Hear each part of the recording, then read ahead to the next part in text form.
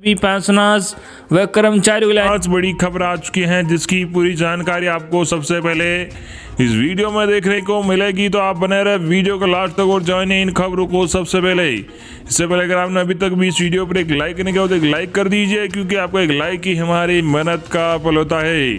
और चैनल को भी फ्री में सब्सक्राइब नहीं किया, सब्सक्राइब कर लीजिए ताकि आगे भी आपको कर्मचारी पेंशन से जुड़ी हर एक लेटेस्ट अपडेट सबसे पहले देखने को मिलते रहे। बढ़ते हैं खबरों में आगे। आज की पहली बड़ी खबर कर्मचारियों के लिए बड़ी खबर, जल्दी ईपीएफओ खातों के लिए जारी होगा नया नियम।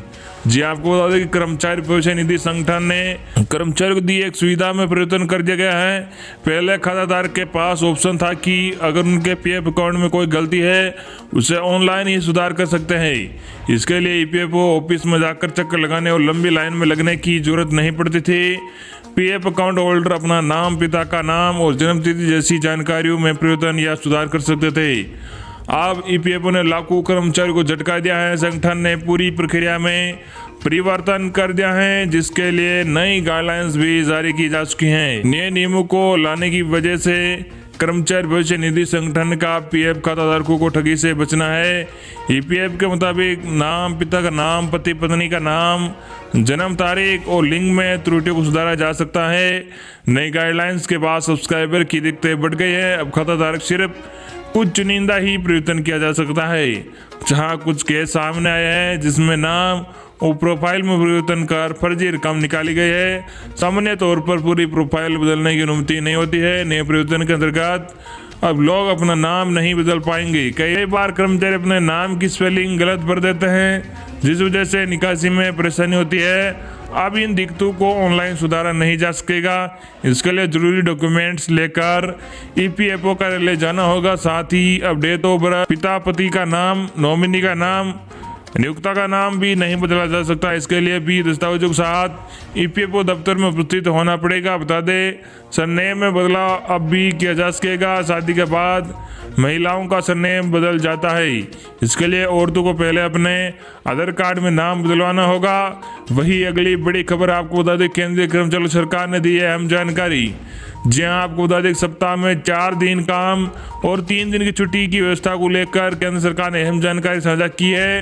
केंद्रीय श्रम मंत्री संतोष गंगवार ने जानकारी दी है कि सरकार का केंद्रीय विभागों में सप्ताह में 4 दिन का काम और 3 दिन छुट्टी की व्यवस्था को लागू करने को कोई प्रस्ताव नहीं है। श्रम मंत्री ने लोकसभा में लिखित जवाब में यह स्पष्ट किया है। गंगवार ने कहा है कि सार्वजनिक आयोग की सिफारिश के मुताबिक सप्ताह में 5 दिन की व्यवस्था लागू है। इस व्यवस्था के तहत भारत सरकार के नागरिक प्रशासनिक कार्यालयों में प्रतिदिन 8.5 घंटे लिया जाता। चौथे वेतन आयोग की यह सिफारिश थी, जिसे 7वें वेतन आयोग में भी लागू किया गया है। दरअसल ऐसी खबरें थी कि आने वाले दिनों में सरकारी कार्यालयों में कर्मचारी सप्ताह में 4 दिन ही काम हो सकता है। माना जा रहा है कि नई श्रम संहिता के तहत नियमों में इस व्यवस्था को शामिल किया जाएगा। वही अगली बड़ी खबर आपको बता दें कि महंगा भत्ता देने को तैयार हुई है केंद्र सरकार। अब 18 माह का एरियर लेने पर अड़े कर्मचारी संगठन।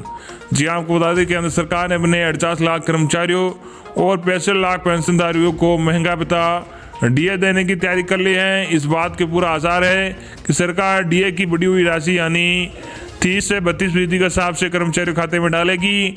अब 18 माह का एरियर भी कर्मचारियों को मिल जाए, इसके लिए भी प्रयास शुरू किए गए हैं। केंद्रीय कर्मचारी की मांग को लेकर केंद्र से बातचीत कर रहे जेसीएम स्टाफ साइट के राष्ट्रीय परिषद के सचिव और एआईआरएफ के महामंत्री शिव गोपाल मिश्रा का कहना है कि डीए की राशि जारी करने के लिए सरकार तैयार हो गई है और कर्मचारी संगठन अब एरियर लेने पर अड़े हैं। केंद्र सरकार और कर्मचारी संगठन के बीच 2 सप्ताह के भीतर एक उच्च स्तरीय बैठक होने जा रही है। यहीं से केंद्र सरकार के कर्मियों और पेंशनर को उनको चेहरे खिलाने वाली खबर मिलेगी। बता दें कि वर्ष 2020 के शुरू में केंद्रीय कैबिनेट ने महंगा भत्ता 4% बढ़ाने को मंजूरी दी थी, यानी कर्मचारी पेंशनर्स का महंगा भत्ता 17% से बढ़कर 21% कर दिया जाना था। केंद्रीय कर्मचारी और पेंशनधारियों इन दोनों को मिलाकर 1 करोड़ से ज्यादा लोगों को इसका फायदा पहुंचना था। इसके लिए सरकार को करीब 14,595 करोड़ रुपए खर्च करने थे। केंद्रीय वित्त राज्य मंत्री अनुराग सिंह ठाकुर ने राज्यसभा में एक लिखित जवाब में बताया था कि मार्च महीने के वेतन के साथ सभी केंद्रीय कर्मचारी और पेंशनधारकों को बढ़ी हुई दर से महंगा भत्ता मिलेगा। जब तक ये राशि जारी होती, देश में कोरोना के चलते लॉकडाउन लग गया था। इसके चलते वित्त मंत्रालय ने जून 2021 तक बढ़े हुए डीए व डीआर पर रोक लगा दी थी। जानकारों के अनुसार इस फैसले से केंद्र सरकार को करीब 37,530 करोड़ रुपए की बचत हुई है। एआरएफ के महामंत्री शिव गोपाल मिश्रा जी कहते हैं, महंगाई भत्ते और महंगाई राहत को लेकर केंद्र सरकार के साथ बैठकों के कई दौर चले हैं। विभिन्न स्तरों पर ज्ञापन भी सौंपे गए हैं। अब सरकार का रुख सकारात्मक नजर आ रहा है। सहयोगी कर्मचारी संगठनों का कहना है कि नियमानुसार जून 2020 में डीए की राशि 24%, दिसंबर 2020 में 28% और जुलाई 2021 में 32% बढ़नी चाहिए। बतौर मिश्रा, कर्मचारियों को उम्मीद जायज है। सभी कर्मचारियों ने कोरोना के दौरान सरकार के साथ कंधे से कंधा मिलाकर काम किया है। अब 30% की बढ़ी हुई दर से डीए का हक तो बनता है। इस सप्ताह या उसके बाद केंद्र सरकार के साथ एक महत्वपूर्ण बैठक होने जा रही है। इसमें वित्त मंत्रालय और कर्मचारी संगठन के प्रतिनिधि मौजूद रहेंगे। सरकार ने इतना तो भरोसा दे दिया है कि सभी कर्मचारी को डीए मिलेगा। अब लड़ाई केवल एरियर की है। 1 जनवरी 2020 से लेकर जून 2021 तक 18 महीनों का एरियर बकाया है। वही अगली बड़ी खबर आपको बता दें कि आपके ईपीएफ में हो जाएगी 67% की बढ़ोतरी, करोड़पति बनकर होंगे रिटायर्ड। जी आपको बता दें कि दी न्यू वेज कोड बीते कई दिनों से चर्चा में है। इसे लेकर मीडिया रिपोर्ट में बहुत कुछ लिखा और कहा भी गया है, लेकिन केंद्र सरकार की ओर से इस बारे में अब तक कोई औपचारिक घोषणा नहीं हुई है। ध्यान देने वाली बात यह है कि जब भी नया वेज कोड लागू होगा, निजी सेक्टर में काम करने वालों के लिए बड़ी राहत की बात होगी। नए वेज कोड में कहा गया है कि कर्मचारी की बेसिक सैलरी उसकी सीटीसी के 50% से कम नहीं होगी। इसका असर कर्मचारी के ईपीएफ की रकम पर भी होगा। कर्मचारी और कंपनी हर महीने बेसिक सैलरी का 12% योगदान पीएफ में देंगे। ईपीएफ खाता धारकों को बड़ी राहत। जी आपको बता दें कि ईपीएफओ नियमों के मुताबिक अगर आप पीएफ का पूरा पैसा निकालते हैं तो उस पर टैक्स नहीं लगता है। इसलिए नया वेज कोड लागू होने के बाद जब बेसिक सैलरी 50% से ऊपर होगी, उस पर पीएफ योगदान कटेगा, जो पीएफ फंड भी ज़्यादा होगा। यानी जब कर्मचारी रिटायर्ड होगा तब उसके पास पहले के मुकाबले ज़्यादा पीएफ बैलेंस होगा। न्यू वेज रूल के मुताबिक पीएफ कैलकुलेशन की बात करें तो मान लीजिए आपकी उम्र 35 साल है और आपकी सैलरी 60,000 रुपये महीना है।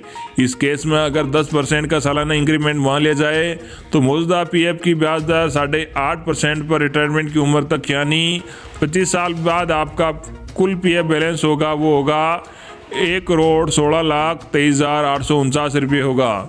पुराने के मुकाबले 67% ज़्यादा बनेगा पीएफ फंड। जी हाँ आपको बता दें कि आप मौजूदा पीएफ योगदान से इसके पीएफ बैलेंस की तुलना करते हैं तो रिटायरमेंट के बाद पीएफ बैलेंस की रकम 69,74,309 रुपये होती है। यानी नए वेज रूल में से पीएफ बैलेंस पुराने फंड से कम 67% ज़्यादा होगा। ग्रेचुटी की बात करें तो नए वेज कोड के मुताबिक कर्मचारियों की ग्रेचुटी में भी बदलाव होगा। ग्रेचुटी की कैलकुलेशन अब बड़े बेस पर होगी, जिसमें बेसिक पे के साथ साथ दूसरे भत्तू जैसे ट्रेवल, स्पेशल भत्ता वगैरह शामिल है। ये सब कुछ कंपनी की ग्रेचुटी खाते में जुड़ेगा। वही अगली बड़ी खबर आपको बता दें कि पेंशन पाने वालों के लिए बड़ी खबर है। सरकार ने बदल दिया नियम, करोड़ों लोगों का होगा सीधा फायदा। जी आपको बता दें कि सरकार की ओर से जारी नए नियमों के मुताबिक अब डिजिटल तौर पर जीवन प्रमाण पत्र यानी लाइफ सर्टिफिकेट पाने के लिए आधार को स्वैच्छिक बना दिया गया है। इलेक्ट्रॉनिक्स और आईटी मंत्रालय की ओर से इस संबंध में अधिसूचना जारी कर दी है। इसमें कहा गया है कि जीवन प्रमाण पत्र के लिए आधार की प्रमाणिकता स्वैच्छिक आधार पर होगी। नए नोटिफिकेशन में बताया गया है कि अब इंस्टेंट मैसेजिंग सॉल्यूशन ऐप संदेश और सरकारी कार्यालयों में हाजिरी लगाने के लिए आधार ऑथेंटिकेशन को भी स्वैच्छिक कर दिया गया है। अब क्या होगा? जी आपको बता दें कि पेंशनर्स के लिए डिजिटल लाइफ सर्टिफिकेट की शुरुआत बुजुर्गों को राहत देने के लिए की गई थी। पेंशन लेने के लिए अपने जीवित होने का सबूत देने के लिए उन्हें लंबी यात्रा कर पेंशन वितरित करने वाली एजेंसी के समक्ष उपस्थित करना पड़ता था। इसके बाद वो लोग जहां नौकरी कर रहे हैं वहां से उन्हें जीवन प्रमाण पत्र लाना होता था और उसे पेंशन वितरण एजेंसी के पास जमा कराना होता था।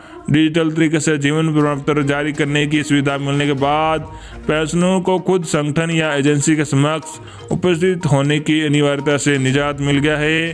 क्यों हुआ ये बदलाव? जी आपको बता दें कि कई पेंशनर ने इस मामले में शिकायत की कि आधार कार्ड नहीं होने की वजह से उन्हें पेंशन मिलने में कठिनाई उठानी पड़ रही है या उनके अंगूठे का निशान मेल नहीं खा रहा है। इसके लिए कुछ सरकारी संगठनों ने जहां 2018 में वैकल्पिक रास्ता निकाला था, वही अब जारी अधिसूचना के जरिए आधार कार्ड को डिजिटल जीवन प्रमाण पत्र जारी करने के लिए स्वैच्छिक बना दिया गया है। वे आपको बता दें कि राज्य के लाखों सरकारी कर्मचारियों को मिला बड़ा तोहफा, 1 अप्रैल से 30% बढ़ेगी सैलरी। यहाँ आपको बता दें कि तेलंगाना सरकार ने सरकारी कर्मचारियों को बड़ा तोहफा दिया है। तेलंगाना सरकार ने सभी सरकारी कर्मचारियों और शिक्षकों के वेतन में 30% फिटमेंट फैक्टर के साथ बढ़ोतरी की घोषणा की है। साथ ही सेवानिवृत्त उम्र 58 वर्ष से बढ़ाकर 61 वर्ष कर दी है। मुख्यमंत्री के चंद्रशेखर राव ने विधानसभा में इस आशय की घोषणा की। उन्होंने कहा कि इससे करीब 9,17,000 कर्मचारियों और पेंशन भोगियों को लाभ होगा। इसमें ठेका कर्मचारी और आउटसोर्सिंग कर्मचारी भी शामिल है। इन सभी के वेतन में 1 अप्रैल 2021 से बढ़ोतरी होगी। साथ ही उन्होंने सरकारी कर्मचारियों और शिक्षकों के लिए सेवानिवृत्ति उम्र 58 वर्ष से बढ़ाकर 61 वर्ष किए जाने की घोषणा की है। 1 अप्रैल से बढ़ेगी सैलरी। जी आपको बता दें कि राव ने कहा, मुझे ये घोषणा करते हुए खुशी है कि राज्य का सभी कर्मचारियों और शिक्षकों के वेतन में 30% फिटमेंट फैक्टर बढ़ोतरी की जाएगी। इस आदेश को 1 अप्रैल 2021 से लागू किया जाएगा। उन्होंने कहा कि कोरोना वायरस महामारी के कारण राज्य की अर्थव्यवस्था पर असर पड़ा है और राजकोषीय घाटे में अप्रत्याशित वृद्धि के कारण 11वीं वेतन समीक्षा में देरी हुई है। तो ये थी आपके लिए आज की सबसे लेटेस्ट खबर। आई होप कि आपको आज की हमारी खबर पसंद आई होगी।